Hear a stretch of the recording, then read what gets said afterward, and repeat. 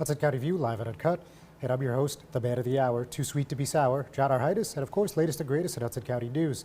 So, first of all, you guys probably have seen and read quite a bit right now, but on Thursday evening, Jersey City Ward Councilman James Solomon, who will be my guest on this program next week, officially declared for mayor at the Jersey City Theater Center. His candidacy was widely expected, but remember, you got guys like former Governor Jim McGreevey and Hudson County Commissioner Bill O'Day that came out all the way back in November.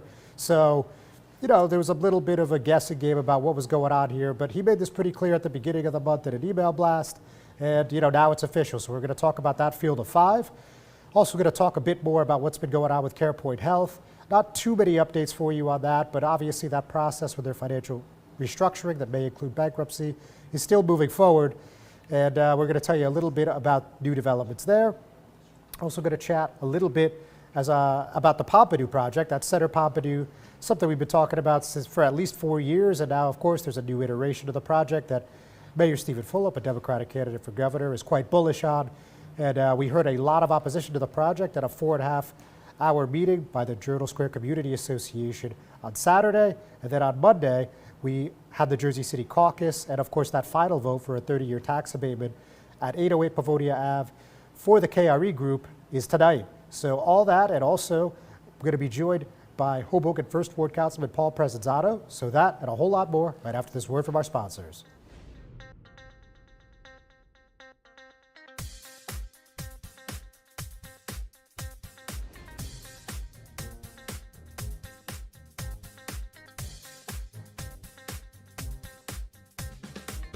Burns Brothers Memorials, Monuments, and Markers, 787 Tunley Avenue, Jersey City.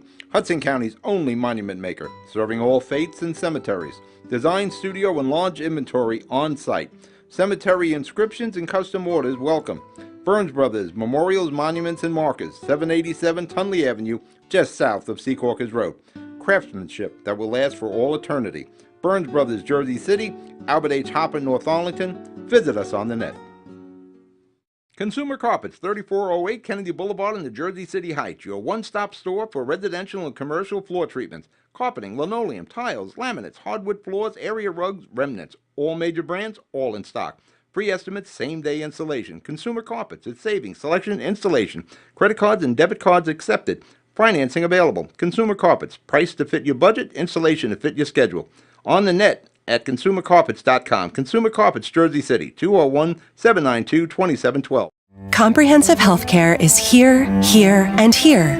RWJ Barnabas Health is healing, enhancing, and investing in Hudson County with its 2 newest locations, Hoboken and Exchange Place. Within walking distance or accessible by mass transit, our locations combine convenience with primary and specialty care, including cardiology, women's health, orthopedics, cancer care, and more. Let's be healthy together.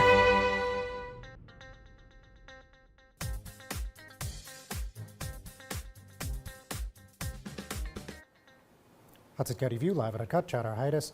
So let's dive into the Jersey City mayoral race. Obviously, we're still more than 13 months away, but we've been talking about this again all the way since this past November, and it's going to keep going until the subsequent November. So having said that, let's talk about Councilman Solomon. So right off the bat, he took some shots at Jim McGreevey and the Hudson County Democratic Organization, and an excerpt from his speech said, "I want you to start asking yourself what I think are the crucial questions of this campaign. First and foremost, who can you trust? Who can you trust to put you first and foremost? Who has kept that trust and never let you down?" And this is in front of a crowd of about 250. Again, this is the Jersey City Theater Center, and that was on Thursday. Who has ideas for 2040 and not 2004? And who is running to serve you, not running to use your future to rewrite their past? And he went on to talk about a number of topics. He talked about how he's opposed developers. He talks about how he stood up to Paul Fireman, who, of course, at a time was trying to redevelop Caven Point at Liberty State Park. You know, we talked about, you know, basic governance, getting stop signs installed, you know, just quality of life, 911 system in Jersey City not operating. And, you know, we got endorsements from some activists that included Danielle Walker, Katie Brennan, and Wendy Tom, among several others. So it was, by any metric, I think a pretty successful kickoff. And if you've been following ever since then, been less than a week, he's been going after McGreevey pretty hard. I mean, if you saw his release this morning, which I noted in a tweet, you saw that his campaign manager went after McGreevey very hard about a fundraiser being co-hosted by Ocean County GOP Chair George Gilmore. Of course, we talked about that on this program a couple times now. And he was not the first one to do so this week. So actually on that point, let's just briefly chat about that. So we actually heard from Jeff Dublin, who is the co-campaign manager of Hudson County Commissioner Bill O'Day, run for mayor. And he slammed McGreevey over this event as well. And, you know, I think the statement speaks for itself. The fact that McGreevey has the gall to put this convicted, crooked politician's name on a formal printed invitation shows that he has no shame. It speaks volumes about his arrogance and lack of integrity. We can't let the most corrupt governor in NJ history become the most corrupt mayor. That is not going to happen. So a little brief history on Gilmore, if you're unfamiliar. He got accused of being involved with this $1 million tax evasion scheme, and he was convicted at trial. And then on the last day former President Donald Trump was in office in January 2021, he pardoned Gilmore and since has become the Ocean County GOP chair one more time. This fundraiser is $1,000 a plate, and it's co-hosted by Ocean County Commissioner Frank Sadeghi. Now, with that said, you know, you see Solomon is really seizing on this moment. You know, we just did an email blast moments before we went on the air, and the header of that email was "Make Jersey City Great Again?" ? And again, just talks about Gilmore's history and how McGreevey has a real lack of morals and ethics. So an interesting start to the campaign for Solomon, and I think it's only going to get more interesting as the days go by. You know, certainly a lot of people are looking at this as a three-legged race between McGreevey, O'Day, and of course Solomon. But a lot of people think that Solomon is going to hit this runoff pretty definitively one way or the other. Of course, again, still over 13 months away, so we're not even at the pregame coin toss yet. We're still at the pregame show, basically, just talking about stats and, you know, how the matchups look on paper. But, you know, certainly this is a race that we're going to want to follow pretty closely. And if it weren't for the governor's race, I think I'd be so bold to say this is the race to watch in New Jersey next year. With that, let's talk a little bit about Pompano. So, as I mentioned, and remember last week we were right here in the Hudson Media Group studio with Journal Square Community Association President Tom Zupa, and he really had his hands full on Saturday. We had a 4.5-hour meeting at Hudson County Community College, and we were talking strictly about the Center Pompano, and Mayor Fulop was front and center for all of this. And, you know, let me read an excerpt of something he said early on. He said, "Most of the time people tell you just don't rock the boat, don't make change, keep things status quo. You will get reelected because every time you engage in something, you get these sorts of conversations that open the opportunity for naysayers." And he also repeated a few times, for those of you that attended or watched online, you saw that he said, "I have no upside to doing this. All I have is downside, and I'm still here to talk to you about it." Of course, I'm paraphrasing. But he went out and he said, you know, the reason that I'm okay with doing that is because I know in 2, 3, 5 years, this project will be so successful, no one's ever going to talk about this meeting again. So he's feeling pretty confident and pretty bold in that sense. But when you get back to the actual heart of the meeting, you know, you probably had close to 60 speakers, and you probably had over 150 people there. And I would say out of the 60, if a handful of them were for the project, that would have been a lot. And I mean, I think Ward Councilman Frank Educational Gilmore summed it up well at one point when we were 2+ hours in. He said people are quote unquote pissed off about the lack of transparency around the project, noting that financial assessments have not been available to date. And there was one gentleman that I highlighted in a video on Twitter and Instagram. His name is John Ross. And he noted to the mayor, again, paraphrasing, that you're the one that has the relationship with the KRE group. You're the one that decides where the goalposts are. Why are we rushing this thing through? And, you know, Fulop noted that there are some construction deadlines that need to be met. And with demolition and cleanup and site prep, you know, it just needs to be done right now, essentially. So there's more on that. But when we're going to talk about our caucus, we got an interesting statement from the New Jersey Economic Development Authority. But before we get to that, I'm going to be sitting down with Hoboken 1st Ward Councilman Paul Presinzano. So stay tuned, folks. We'll be right back.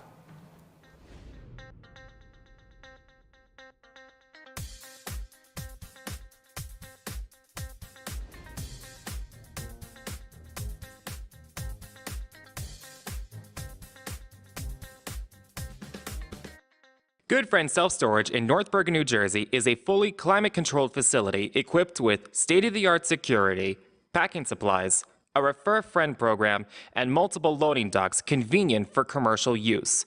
Located just off of Route 3 at 4301 Tunnelly Avenue, Route 1 and 9. Call 201-867-2444 or visit us on the web today. Good Friend Self-Storage. Let us be your good friend. Newport, the luxury waterfront community on the Hudson River, offers a quality of life you deserve in one of our many high-rise towers. With amenities such as the on-site Newport Path, light rail, Newport Town Square, 3 playgrounds, dog run, upscale restaurants, retail giants like Kohl's, JCPenney, Macy's, and Target. Morton Williams and Acme Supermarket are just outside your front door. A health and fitness center, skating rink, and medical facilities are also on site. Enjoy the New York skyline from our waterfront and various parks. Manhattan is just one path stop away, or a quick ride through the Holland Tunnel. Nursery and private elementary schools all on site. 12-screen movie theater at the Newport Center Mall. Looking to visit? Stay at the Westin or Marriott Hotel.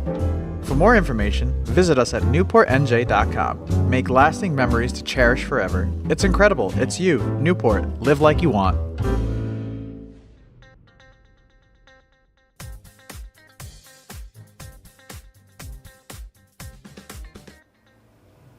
Hudson County View live and uncut. I'm still John Arhitis, and today, as I mentioned, I'm sitting down with Hoboken First Ward Councilman Paul Presinzano. Paul, always nice to have you. How you doing, John? Very good, Thanks thanks. for having me. Anytime. So, of course, the thing that we've been talking about the most for probably the better part of a year now is this test and vest ordinance and now local legislation that the police have begun enforcing. People have begun handing out vests. But, I think a lot of people are not up to speed, I guess, no pun intended. So can you tell us what's going on there? So what's happened is we passed the law earlier in the year, in March, and it went into effect June 1. And basically, riders have to go into City Hall, take a test. They pass with an 80% score. Test is very easy. I wouldn't say easy, but the questions are challenging enough to know simple rules. They pay $5 and they get a numbered vest. They then are to wear the vest every time they deliver. We've had some success. We've had over 425 registrations, which I think surprised everybody, but I think that was in part helped by the enforcement from the Hoboken Police Department. From a safety issue, they were stopping everybody on a bike, essentially, and making things safe on Washington Street, red lights included. So right now, we are struggling a little bit with people getting the vests on because the city was under-ordered. I don't think they expected to see the success of the program. So now we have the vests, and coming up in a week or so, the mayor, myself, and probably some of my other colleagues will be out on 3rd and Washington. Actually, drivers will be funneled into a little area to pick up their vest, number 1, or 2, to register. So the mayor is taking a little bit more of a proactive approach, realizing that is an issue in Hoboken and it needs to be addressed. All right, so back when this was probably between introduction and second reading, and you guys did a lot of fine tuning and, tried to make as many people happy as you can. And at that point, there was a lot of rhetoric that this is going to affect immigrants and this is going to impact, basically our sanctuary city. So I don't think anyone used that phrase, but that was implied, right? So have you heard any of that kind of rhetoric in recent memory? I think that rhetoric exists anywhere in society today. We struggle to be able to talk about any issue. It's either you're left or you're right. And I think we need to come to the middle to be able to talk about things. This has nothing to do with an immigrant or a citizen. It has to do with safety. Safety doesn't have a color. It doesn't have a country. It doesn't have a gender. It's fact of anybody walking down the street should be safe on their sidewalk. It's a quality of life issue. So as far as I'm concerned, when you sign up on these apps, you have to show government ID. And you also are getting paid electronically, so that opens up some other things too. So the argument of immigration does not go in the same sentence as safety. Everybody has the right to be safe. And on the government side, I know in the summer you were pretty happy when Hoboken PD started to up their enforcement. And I think that was July when you first mentioned it, and they put a tweet out as well. So, what do you think led to this point where you guys are finally able to collaborate? Because again, when you guys were in the voting process, Police Chief Aggie, I was pretty clear, I don't think we can enforce this. Obviously, you guys found a way. So how did that come about? I'd like to say I knew why or how this came about. I do know there was a lot of people behind the scenes kind of talking to people. I don't think it's a bipartisan issue because we are separated on the council, even though we're nonpartisan. We have heard from the community. I think the mayor also heard from the community, right? It starts at the top down. And wasn't just my issue. It wasn't the hill that I was, the only thing I got elected for. But at the end of the day, I think some people from the other side were speaking up that this is a major issue, that people are scared to walk on Washington Street. It's our gem of the town. And ultimately, I think the call was heard and the police stepped up and did their part. Okay. Well, to that point, you're coming towards the end of your first year in office.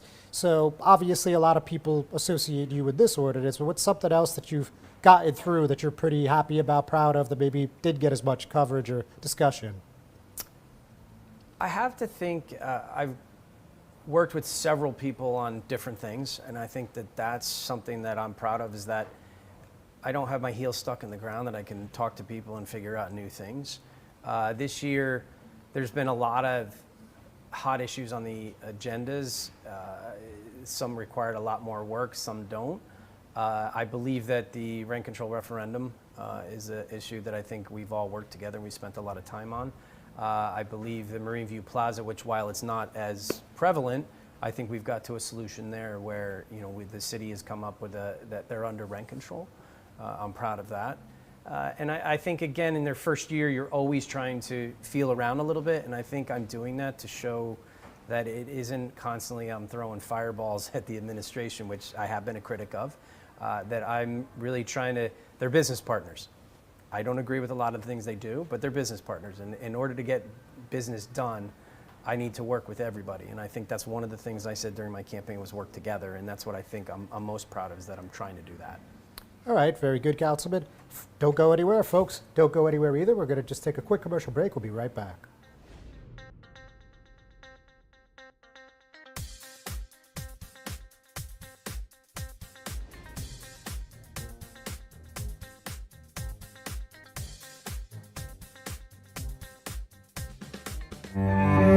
No one plans on heart disease, but everyone should have a plan for it. We help patients of all lifestyles and medical histories plan for healthy hearts. We offer convenient screenings without judgment, hundreds of preventive programs, and women's heart specialists. And we're the largest cardiac surgery program in New Jersey. Make plans for a healthy heart with RWJ Barnabas Health. Let's be healthy together. Burns Brothers Memorials, Monuments, and Markers, 787 Tunley Avenue, Jersey City. Hudson County's only monument maker, serving all faiths and cemeteries. Design, studio, and large inventory on site. Cemetery inscriptions and custom orders welcome.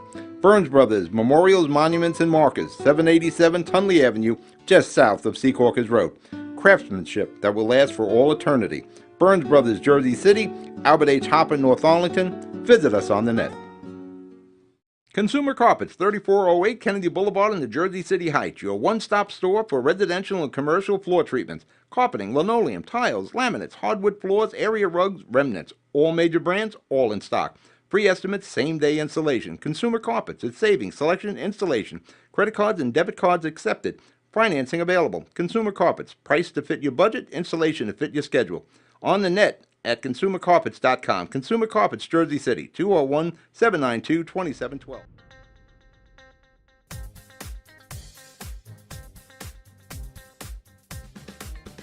Hudson County View live and Uncut. John Arhidis still here with Hoboken First Ward Councilman Paul Presinzano. So, Councilman, you mentioned the rent control ordinance. Obviously, this is a pretty big deal in the Mile Square City, but the past month or so hasn't been a ton of conversation about it outside of, a couple social media comments here and there. So where do you stand, and what are you going to do to help get the vote out either way? I think ultimately some people have asked for statements. I had some family stuff that I had to take care of, so I took some time away. It has not been brought up as much. I know there is canvassing happening around town. As a councilman, I represent everybody. I represent a landlord or a homeowner or a renter. And so it's a difficult position to be put in, is that there's small mom and pop landlords that are struggling here, and that it could help them. As in my election, it was made very clearly that I was a landlord, that But I go by, I filled out all the paperwork, it's in the rules, and there's certain things that exist. Now, I had stated earlier that when some of the language was changed, people did some work, and then government comes in and puts their hand in it. I'm not always happy on that. In this situation, I think when you vote one way, you vote the other way. And whatever you feel is the best for you, I think you have to do. I have to side with the fact that in this referendum, the vitriol in the beginning was thrown back and forth, and I didn't like to see that. I don't want to see our town divided. The last referendum we saw, we had that happen. And there's still people drawing some battle lines here, and I'm not happy about that, because it divides our city when all we're trying to do is trying to get to a better place. So ultimately, at the end of the day, the ballot initiative is there. You vote yes for it. There is some change to how vacancy decontrol does work. It'll become market rate for a $2,500 payment to the Affordable Housing Fund. And if you vote no, it's just we go back to the same old rent control, which is no big difference there. So at the end of the day, I feel that it's anytime that the public signs a petition and tries to make democracy work for you, I think you have to respect that. However, as a councilman and as somebody that's trying to be in the middle of the road with everybody, it has to be what you feel comfortable voting for. So you're not going to advocate one way or the other. So you voted yes or no? Am I voting yes or no? Right now I'm undecided because I'm taking in feedback from everybody. I mean, I just said to somebody on the phone yesterday, I said in the morning, somebody could be fighting or pushing their side of things. By the afternoon, I have somebody telling me the difference. Mm-hmm. So at the end of the day, what I'm doing in the booth on this, I am still taking everything in. It's not a clean-cut answer, okay. Right? I mean, I think rent control in general is not an easy topic. I still struggle because we don't have any data on actually how many units and stuff of that nature. So I'm still asking questions. All right, fair enough. So let's talk a little bit about some redevelopment in the ward. First ward, of course, downtown. So we have this LCOR project. It's gone by a few different iterations, but I think everybody knows what I mean when I say LCOR. One of the largest projects in Hoboken history. Probably looking at, I don't know, what's that price tag? Probably $250 million now. So where are we at, and when will this be completed, and why is this a good or a bad thing for the first ward? Well, ultimately, this is a legacy of Councilman DeFusco, who's really tried hard to activate the area. And there are some, since 9/11, I think that area has kind of slowed down because traffic has disappeared to some degree with work, and then COVID, working from home. The trolley building was taken down, so that's now demolished. We're right near Hoboken, near the path entrances. So that was the first phase. They're still working on getting the commercial part of that building going up and getting tenants. I think financing has been a difficult thing. I'm not speaking for them. I'm just knowing what's happening out there. Residential is easier to get funding. And then at that point, there are some benefits for the community. We get Hudson Place redeveloped, so it doesn't look as industrial, it looks more inviting. Warrington Plaza will be opened up. We'll start activating with some businesses and some halls that we can use. And then the residential project, what happens at the end of Washington Street, right near the Relationship Building sign on Observer, that's a little bit bigger project, and that's all residential, that I don't know how many people really understand that. But all in the outskirt of Hoboken with the LCOR project, be it the CVS project potentially, be it the DPW garage, be it Newman Leather, all in the southern, essentially, part of my ward will be under construction for the next 5 to 10 years, I'm guessing. Okay, so real quick here. So got about a minute and a half. Now, there's two things. So 2025, any political plans, electoral plans? I know I asked you last time, but I'd ask you again. Should I just ask it? Should I just answer it like this? I don't know. I have to talk to my wife. I think you know where, John, you know where I stand on things. Unless something changes drastically, I'm on the sidelines for this one. All right, expected, or at least from me, expected. And then finally, real quick, the last council meeting, there seemed to be some contention about where your head was at on the Marsha Johnson statue. Mm-hmm. Now, my understanding was that you just wanted a hearing on the location, but I don't want to put words in your mouth. What were you thinking at that point? Yes, it was. It was the fact of some constituents reached out, and they had asked, do we have any input on that? It did come out of the blue. Sometimes things come on agenda that you don't know, and that was reflected to the administration. I'm kind of dumbfounded because I can't get things taken off the agenda, I think, as Council President said. And anybody that knows me, that the administration listens to Councilman Presinzano, you know that that's a stretch of the imagination too. However, I do believe that when you're doing any type of a project, all stakeholders should be included in the conversation. And I'm not sure that the Catholic Church on the corner was included in that conversation. And so therefore, that was it. Nobody here is second guessing, celebrating Marcia's life. I think it's a fact of just respecting everybody of where the statue will be.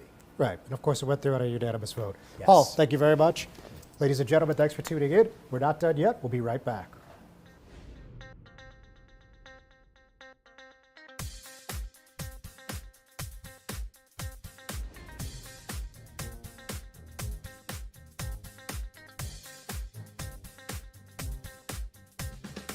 Comprehensive healthcare is here, here, and here. RWJ Barnabas Health is healing, enhancing, and investing in Hudson County with its two newest locations, Hoboken and Exchange Place. Within walking distance or accessible by mass transit, our locations combine convenience with primary and specialty care, including cardiology, women's health, orthopedics, cancer care, and more. Let's be healthy together.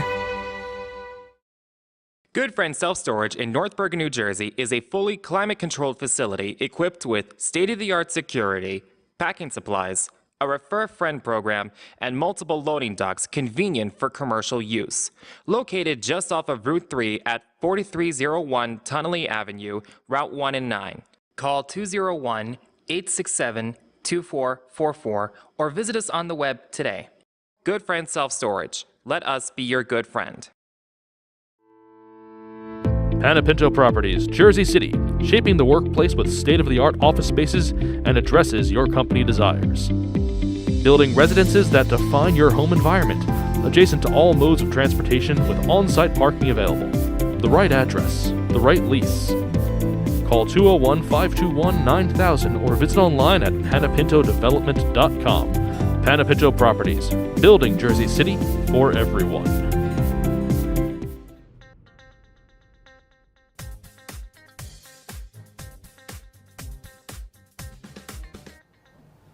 Hudson County View live on Uncut, John Arhitis. So ahead of this big vote on the Pompidou tonight, let's just talk a little bit about what happened at the caucus. So a lot of points were repeated that we already heard about at the Jodel Square Community Association meeting on Saturday. But of course, not everybody went and not everybody watches those things on Facebook. So, for clarity, a lot of things were repeated to the council. And one of them was Business Administrator John Metro said that an updated budget would come out, which I have posted, and the mayor did make good on releasing. That's a 10-year budget for the entire project. And he noted there that they're trying to do a special improvement district that would provide about an annual allocation of $1.5 million from the city directly towards the Pompidou project. Now, Metro made a comment that the state credit line item is about $70 million. It's actually 67.5 if you want to be exact.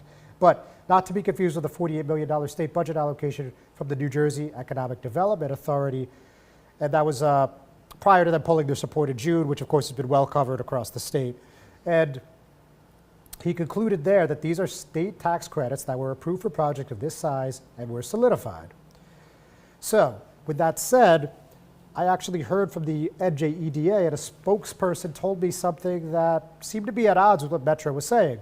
The Center Pompidou project has not been approved for any tax incentives from the NJEDA. The museum could be eligible for incentives under our Cultural Arts and Facilities program, but applications for the program have not yet opened. As with all our tax incentive programs, applications would have to be approved by our board. So that's pretty interesting, needless to say.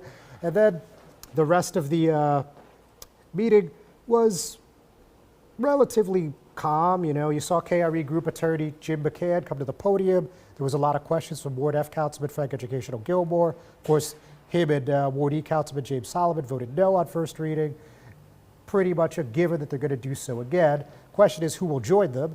Of course, Ward C Councilman Rich Baggiano didn't sound too happy about it at first reading, and he actually yelled out during caucus that this is political suicide. So that doesn't sound like a guy that's voting yes to me. But, we're going to see what we're going to see. And we actually heard from KRE Group President Jonathan Kushner, and basically what he was trying to convey is that there's 2 towers in this project, right? And they're building one no matter what. And there's actually, if you do the Pompidou project, the 2 buildings would be connected via a subcellar, which is why construction is really important, or I'm sorry, a construction map and timeline is really important. And basically, the point is that they can't start demolition, and they really can't do anything until they know where they're going to stand on this abatement. I think we're all expecting it to pass, but I would expect a pretty long and brutal meeting. So, having said that, I'm going to switch gears here. We're going to talk a little bit about 2025, but not in any of the mayoral races or the gubernatorial. We're actually going to talk a little bit Hudson County Sheriff. So, Hudson County Building Trades Council backed Sheriff Frank Scileri for his 6th term. This is something that we've known he was running for all the way since May. That's 13 months out. Everyone's announcing early these days, as we've talked about at length. And basically, the trade said he's been a friend of labor. And Pat Kelleher, of course, the president of the group, said Frank Scileri has proven time and again he is a dedicated leader with a clear vision for the safety and security of Hudson County. Sheriff Scialeri's dedication to ensuring the Hudson County communities are protected and his clear record of supporting union labor are just a few of the reasons we stand with him. We're proud to endorse him for a resounding 6th term.